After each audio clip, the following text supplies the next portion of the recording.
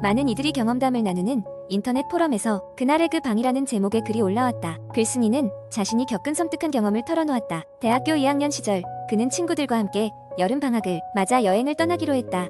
서울을 벗어나 강원도의 작은 시골 마을에 도착했을 때 그들은 오래되고 폐가처럼 보이는 작은 집을 발견했다. 겉보기에는 그저 버려진 건물처럼 보였지만 친구들 중 한 명이 이 집에서 하룻밤을 보낼 수 있느냐는 내기를 제안했다. 가벼운 마음으로 시작된 내기였기에 그들 모두 수락했고 그날 밤 그 집에서 머물기로 했다. 집 안으로 들어서자 첫인상은 생각보다 더 음산했다. 바람이 조금 불었지만 창문은 꽤 큰 소리로 덜컥거렸고 집 안에는 먼지와 곰팡이 냄새가 진동했다. 침실로 보이는 작은 방에 들어가자 낡은 침대 하나만 덩그러니 놓여 있었다. 친구들은 침대 주변에 모여 앉아 담요를 펴고 이야기를 나누기 시작했다. 시간이 흐르자 피곤함이 몰려왔고 하나둘 잠이 들었다. 글쓴이도 어느새 깊은 잠에 빠져들었는데 이내 이상한 기분이 들어 눈을 떴다. 방 안은 어두웠지만 창문 틈새로 들어오는 달빛이 희미하게 비추고 있었다. 순간 그의 시야에 이질적인 무언가가 들어왔다. 방 한 구석에 누군가가 서 있는 것 같았다. 처음에는 친구 중 한 명인 줄 알았지만 그 실루엣은 너무 이상하고 낯설었다. 키가 비정상적으로 크고 마치 바닥에서 떠있는 듯한 모습이었다. 몸이 얼어붙는 느낌을 받으며 글쓴이는 눈을 질끈 감았다가 다시 떴을 때 그 형체는 사라지고 없었다. 그러나 그가 다시 잠에 들려는 순간 귓가에 낮고 기분 나쁜 속삭이는 소리가 들렸다. 말을 알아들을 수는 없었지만 그 언어는 인간의 것이 아닌 듯했다.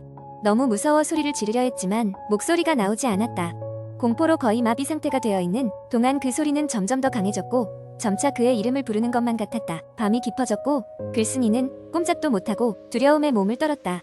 이내 창문이 요란하게 흔들리고 바람소리가 커지더니 방 안에는 아무도 없는 듯이 다시 고요해졌다. 한참이 지난 후에서야 친구 중 한 명이 잠에서 깨어나 글쓴이를 깨웠다. 친구는 무슨 일이냐고 물었고 글쓴이는 방금 있었던 일을 설명했다. 친구들은 장난치지 말라며 대수롭지 않게 여기려 했지만 모두가 어딘가 석연치 않다는 것을 느꼈다.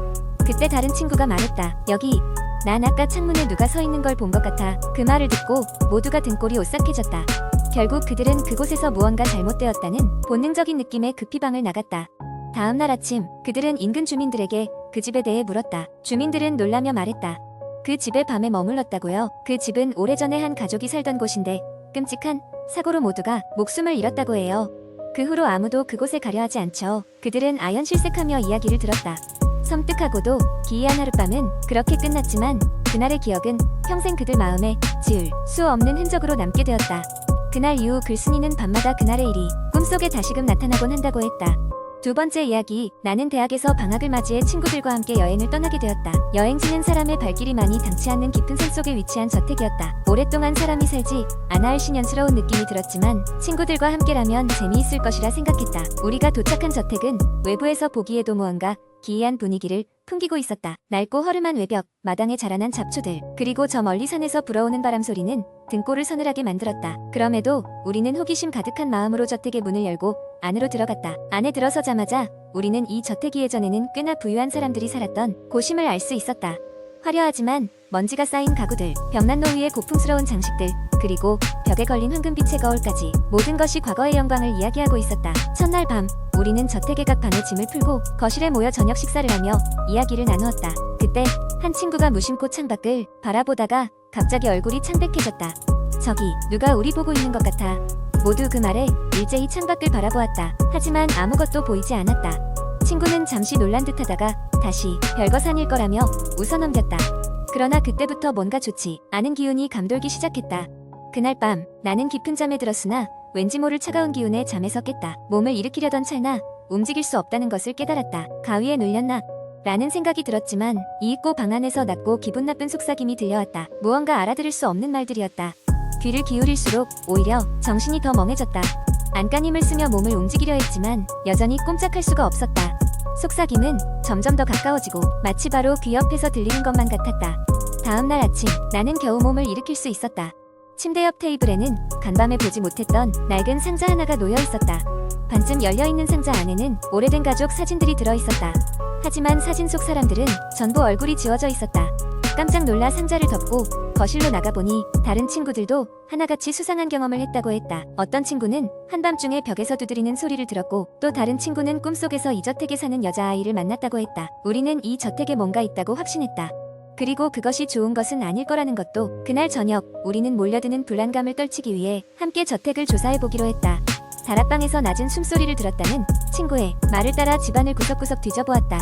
그러던 중 깊게 숨겨진 비밀 통로 하나를 발견했다. 좁고 어두운 길이었다. 용기를 내어 들어가 본 그곳에는 낯선 방이 있었다. 방이었던 것이 분명했지만 그저 벽으로 막혀버린 나갈 수 없는 공간이 되어 있었다. 벽에는 손톱 자국처럼 보이는 긁힌 흔적들이 있었다. 그 순간 나는 등 뒤에서 누군가의 시선을 느꼈다. 돌아섰을 때 아무도 없었지만 등골이 서늘해지는 것은 멈추지 않았다. 우리는 그제서야 이 저택의 진짜 과거를 알아보기로 결심했다. 근처의 작은 마을에 가서 정보를 찾기 시작한 우리는 이 저택에 살던 가족이 미스터리한 실종 사건으로 인해 사라졌다는 것을 알게 되었다. 그 가족에게 무슨 일이 일어났던 것일까? 그리고 왜 이 저택은 이토록 괴상한 기운을 내뿜고 있는 것일까? 우리는 더 이상 이곳에 머물기 힘들다는 결론에 도달했고 서둘러 짐을 챙기기 시작했다. 그런데 마지막 순간 거울 속에서 우리가 전혀 알지 못하는 사람의 얼굴이 비친 것을 모두가 보았다. 그것은 우리가 집을 나설 때까지 우리를 지켜보고 있었다. 저택을 떠난 뒤 우리는 다시는 그곳에 가거나 그 근처에도 가지 않겠다고 다짐했다. 그러나 그 후로도 가끔씩 꿈속에서 저택의 낯선 방과 그 속삭임들이 떠오르곤 했다. 저택은 지금도 거기에 있을까? 그리고 그곳에 사는 무언가는 여전히 누군가를 기다리고 있는 것일까? 세 번째 이야기. 어느 날 서울에 사는 평범한 대학생인 민지는 새 학기를 준비하며 새로운 하숙집을 알아보고 있었다. 그녀는 곧 주어진 예산 내에서 꽤 괜찮은 조건의 집을 찾을 수 있었다. 그곳은 서울 외곽에 위치한 오래된 아파트로 건물 자체는 낡았지만 방 내부는 깨끗하고 아늑해 보였다. 그녀는 방을 보자마자 마음에 들어 즉시 계약을 체결했다. 이사한 첫날 밤, 민지는 피곤한 몸을 이끌고 침대에 누웠다. 새로운 환경에 긴장했던지 좀처럼 쉽게 잠들지 않았고 밤새 끈질긴 바람소리와 쥐가 바닥을 기어 다니는 소리를 들었다. 익숙하지 않은 소리에 잠을 설친 그녀는 다음날 아침 건물 관리인에게 이를 이야기했다. 관리인은 피곤한 듯 웃으며 말했다. 여기는 오래된 건물이라 그래요. 처음에는 적응하기 힘들겠지만 곧 익숙해질 겁니다.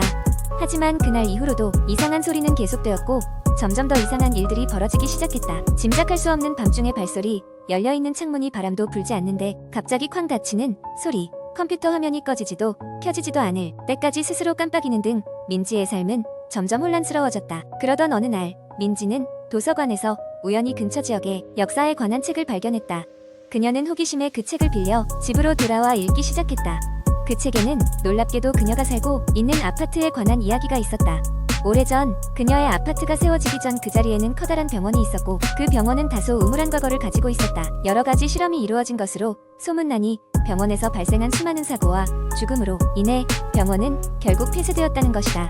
민지는 무엇인가 잘못됐다는 것을 깨달았다. 그녀는 곧바로 이 아파트에 대한 정보를 더 찾아보았고 인터넷에서 충격적인 사실을 발견했다. 현재 그녀가 살고 있는 아파트는 그 병원의 해부실이 있던 자리 위에 지어졌다는 것이었다. 주민들 사이에서는 가끔 으스스한 소리가 나거나 물건이 사라지는 이상한 현상이 발생한다는 소문이 종종 돌고 있었던 것이다. 그 사실을 알고 난 후 민지는 그 소리들이 단순한 건물의 결함이 아니라는 사실을 받아들일 수밖에 없었다. 그러나 그녀는 이사할 수 있는 경제적 여유가 없었고 어쩔 수 없이 그곳에서 계속 살아야 했다. 그녀는 모든 창문에 소금을 뿌리고 옷장에 부적을 붙이면서 스스로를 보호하려고 열심히 노력했지만 상황은 나아지지 않았다. 어느 날 밤 더욱 심해진 이상한 소리에 잠에서 깨어난 민지는 끝내 두려움을 참지 못하고 소리가 나는 방향으로 향했다. 소리가 나는 곳은 아파트 복도의 끝에 있는 오래되고 사용되지 않는 방이었다. 문을 열고 들어서자 그녀는 침대에 앉아있는 한 남자를 보았다. 그는 창백한 얼굴로 그녀를 바라보고 있었다. 민지는 공포에 질려 뒤로 물러서려 했지만 그의 입에서 나온 한마디에 그 자리에서 얼어붙고 말았다. 도와줘. 여기서 나가고 싶어. 그리고 그 순간 남자의 모습은 희미해지며 사라졌다. 그날 이후 민지는 정신과 상담을 받으며 더욱 강해져야 했다. 그녀는 이 일이 자신에게 보내는 어떤 경고라고 믿으며 할 수 있는 모든 방법으로 정성을 다해 그것을 넘어설 수 있도록 노력했다. 무서운 경험이 그녀의 삶을 바꾸었지만 민지는 이런 경험을 다른 이에게 경고하며 살아가기로 결심했다. 그리고 그녀는 그곳을 떠날 준비가 되었을 때 마지막으로 아파트를 둘러보았다. 그리고 복도에 있는 창문 너머로 한밤중에 희미한 달빛 아래서 혼자서 있는 그 남자의 모습을 보았다. 하지만 이제는 두렵지 않았다. 그를 향해 부드럽게 미소 짓고 조용히 속삭였다.